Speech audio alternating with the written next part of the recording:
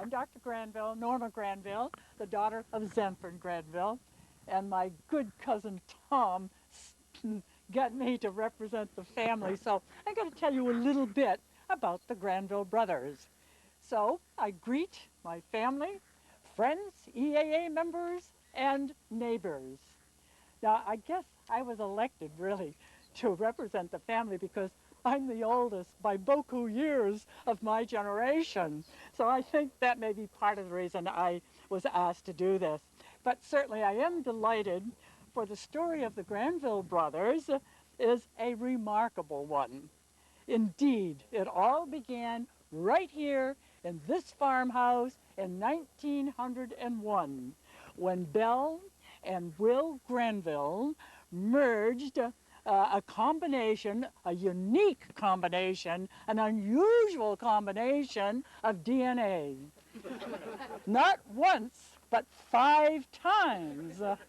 Later to become known internationally as the Granville brothers. Now, I have to peek. My memory's not so hot, so I have to peek every once in a while. Now, the firstborn and natural leader was Zanford Delbert. And with this name, tagged with this name, it is no wonder that he preferred the initials ZD or even that horrible sobriquet, Granny. Now, we're not quite sure why all these arcane family names were heaped upon him, but we suspect it was because perhaps they thought no more sons, they'd have no more sons. But they did, aplenty. Next came, that wind is making my life a little difficult here. Um, uh, the next born was Thomas. Then followed Robert, also known as Jig, and who knows where that came from. And then, surprise, surprise, a girl, Pearl. Then came Mark and Ed, and finally, baby Gladys. And when the physician, the family doctor, handed Gladys to my grandfather, to her father, he said, "We will name her That's Enough." Somebody told me that. Anyhow, the farm life was not all that easy. Between school and farm chores, their days were pretty long and arduous. But these boys, who were born with miraculous genes, were clever innovators. And they soon started to build things, not only to make their farm burdens lighter, but also to bring pleasure to their little sister.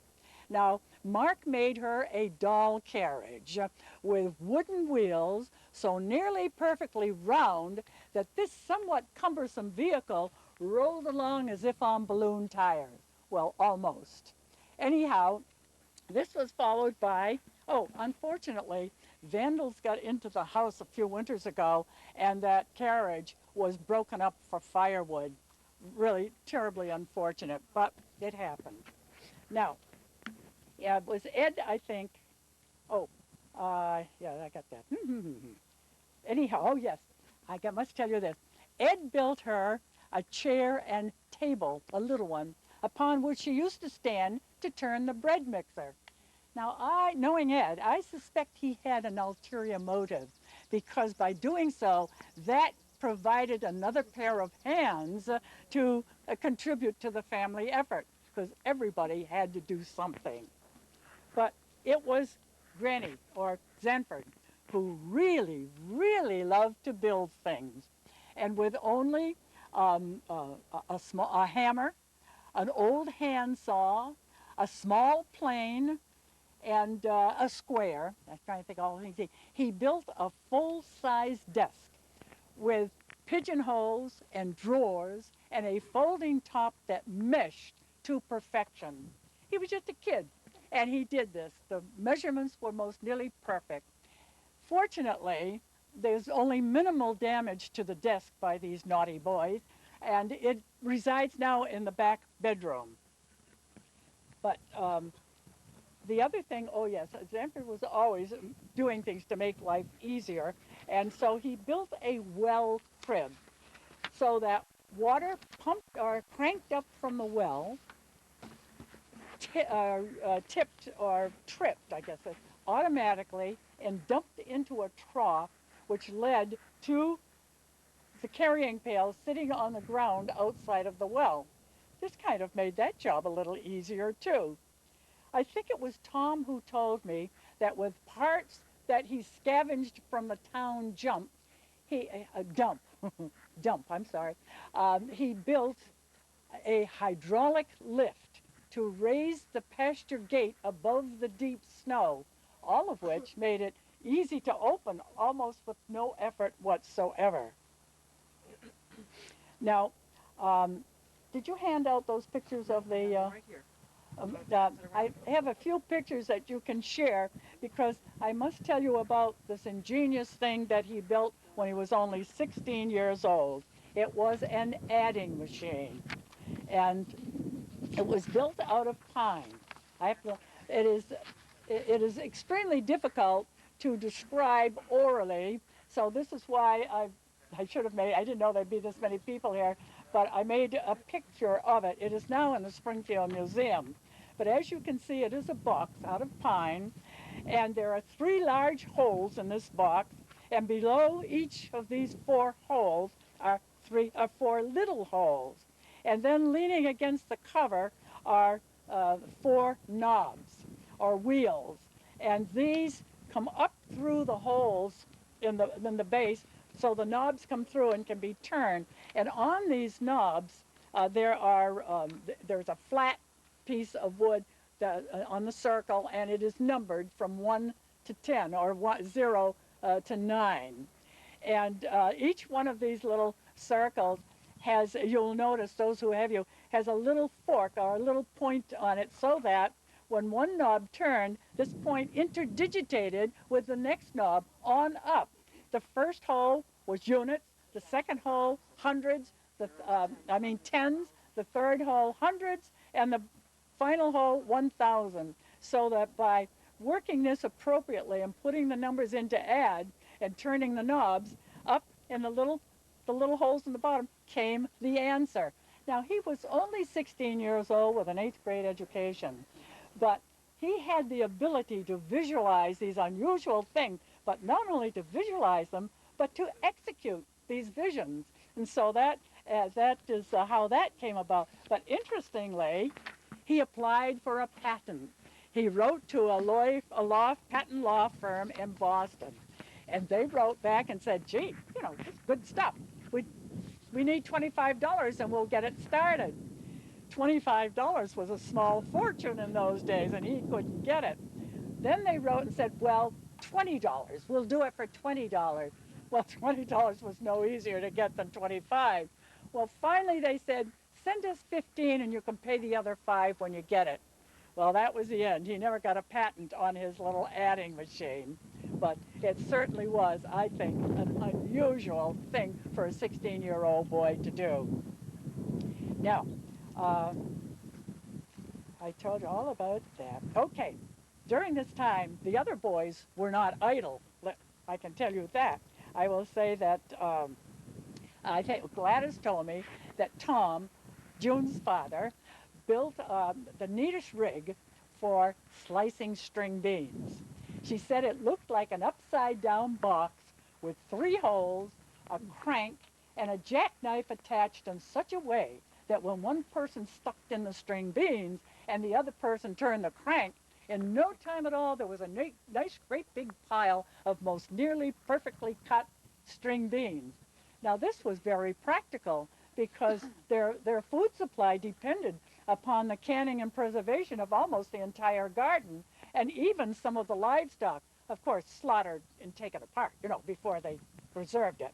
And this then supplied their food. But those staples that they could not make or grow, they got in exchange for, I keep wanting to say bacon and eggs, but I mean butter and eggs.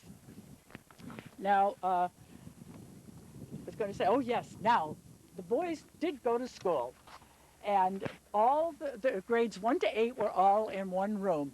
And the school is still at the bottom of the end of the street, at the bottom of the hill, right on the corner. That little old schoolhouse is still, at least it was a year ago when I was up here, and I presume it is still there.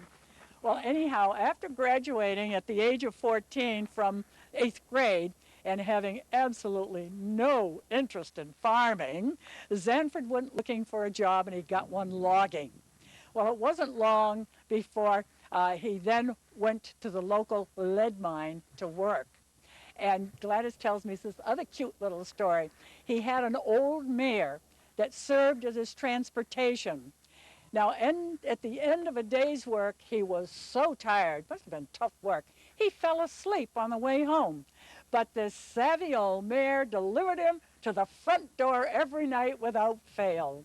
That was some old mare. Anyhow, his mechanical aptitude was not a hidden talent.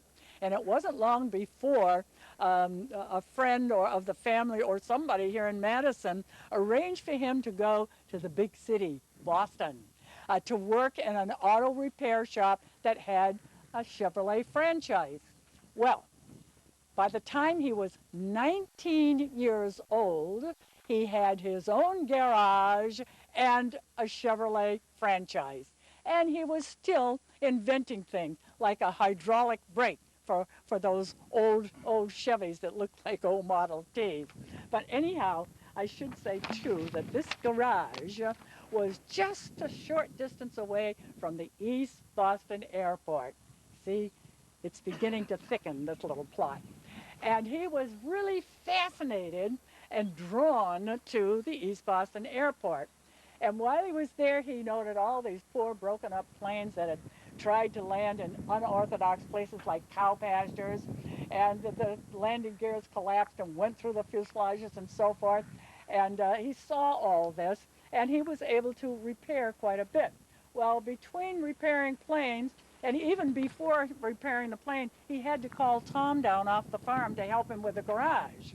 And then, doing all this airplane repair work, finally, the rest of the boys ended up in the Arlington, this is in Arlington, Massachusetts, helping in the garage and with repairing the airplanes. Now, he did, as he repaired these planes, he noted the flaws, which were the causes of the bad damage done to these planes when they had to make those unfortunate landings. And he started to get ideas of how he could improve these airplanes. But in order to prove them, he finally decided he had to build his own airplane. And that was when the Model A was born. And that was the beginning of the Granville Brothers aircraft. Now, this biplane, I don't have time, I won't go into detail, but this plane was not just any old biplane. It had a number of innovations. And again, for a lot of these planes and stuff, I would refer you to my cousin June's book, Farmers Take Flight, which is full of really great stuff. And it is factual, it is accurate, and it is eminently readable.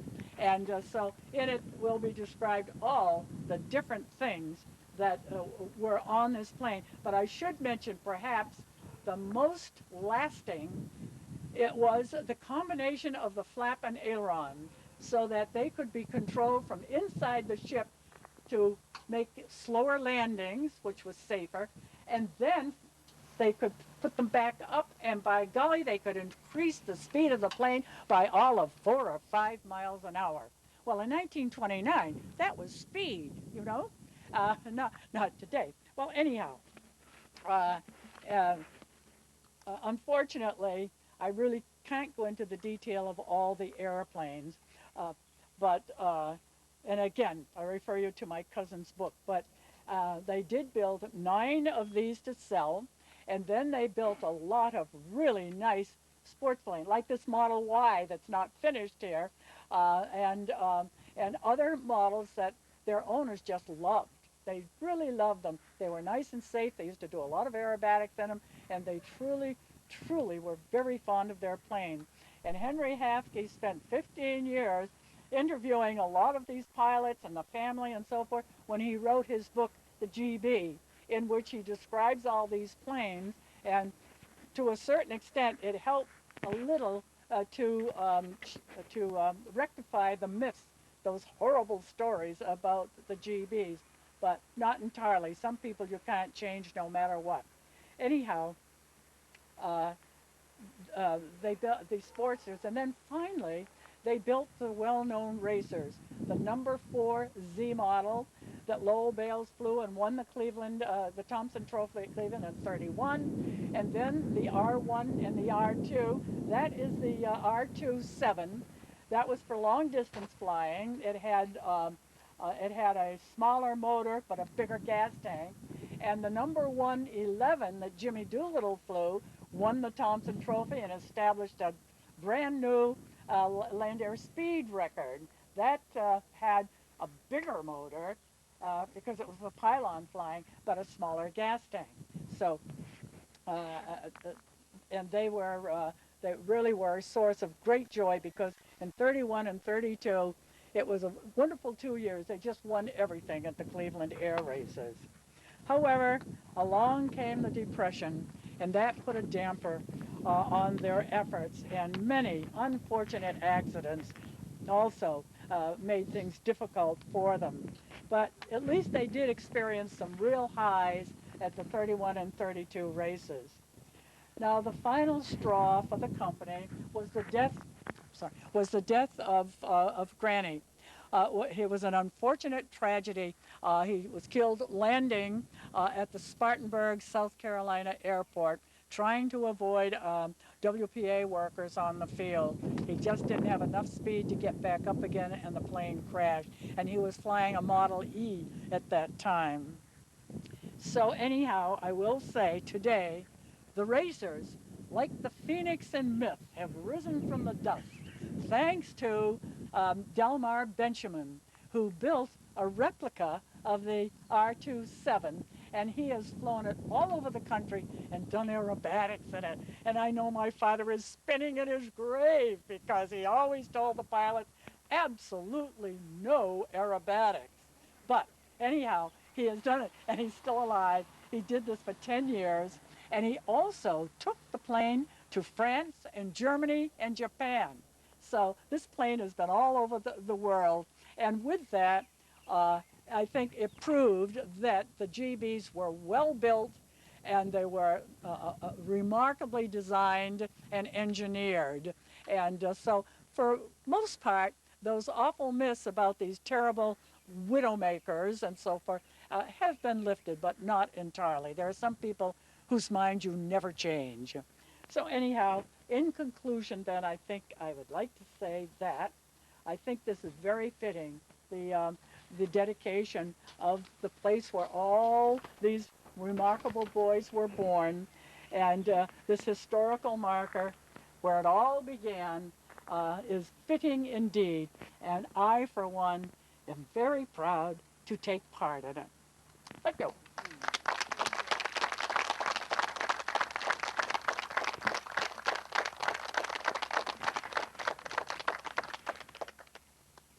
Oh, are there any who do that? Okay. Henry is the person who made, I think you've made every GB model there is, isn't there? Haven't you? Radio control?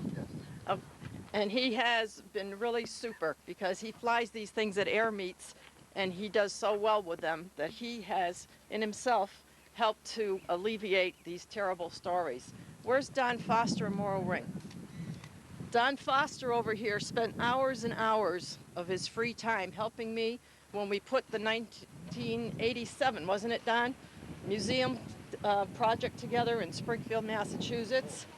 And these two fellows, along with a man by the name of Tom Nalen, have a terrific video out in which they actually flew up to Maine to interview my Uncle Rob before he died. We were fortunate enough to have Rob come down to Springfield, and we had 2,000 people at the museum, people who had worked on airplanes, people from the past. Bob Hall came in, and my uncle was just so pleased to see so many of his old friends. 2 weeks later, my Uncle Rob was dead. So we finished that project just in time. Um, let's see. Is there anybody else I'm missing here? But anyway, it's been people also who have passed on word uh, about there are other stories besides that which was in the paper, making these such notorious ships. And I thank you all, and we really appreciate this. Thank you. If it wasn't for June, last week I passed her. June drives a school bus in Springfield, Massachusetts. In and my I spare passed her. time. She stopped me and she says, you know what's going to go on up here in Madison, New Hampshire. And she's the one that filled us in on this. And I'm certainly glad I met her and stopped her because I wouldn't want to miss this for anything in the world. If anybody has any questions, I'd be happy to. Oh, I forgot to mention, we did bring some order sheets for her book in case anybody is interested. Right now, she doesn't have any available for sale, but she's just had it digitized so that she'll be able to get more copies rapidly. So in 2 weeks, they'll be out. And therefore, if anybody's interested, we did make we just happen to have them with us, and I don't know, where are they? Over on the table? Oh, right under there. Yeah. So help yourselves, because if you haven't read this book, you have missed, really missed something. If you're a GB fan, it's a there it is with the Farmers Take Flight. By the way, she chose Farmers Take Flight because the boys were farmers, started out as farmers, and also Delmar Benjamin was a wheat farmer, but he also flew in meets. He did aerobatics, and then he made the GB, and that he has flown for the past 10 years. Are there any questions, perhaps, that